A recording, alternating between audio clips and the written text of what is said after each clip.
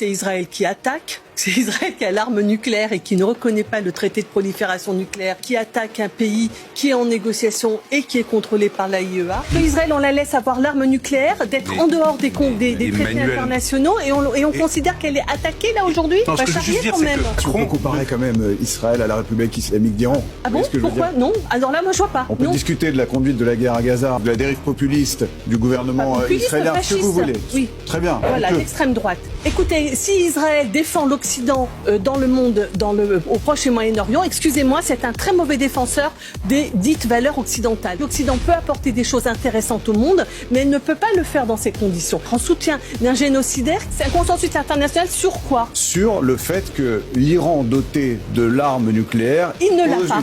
Le nucléaire... Ils n'ont pas. L'AIEA dit qu'il ne l'a pas. Israël a l'arme nucléaire, oui ou non? Israël ne reconnaît pas le traité de non-prolifération des armes nucléaires, oui ou non?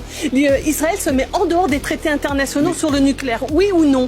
Alors pourquoi est-ce qu'on ne dit rien à Israël? Aujourd'hui, on déclare que Israël a le droit de se défendre alors que c'est Israël qui attaque, c'est Israël qui a l'arme nucléaire et c'est Israël qui se comporte de façon guerrière avec tous ses voisins. Israël attaque le Liban, Israël attaque la Syrie, Israël est en train de commettre un génocide à Gaza.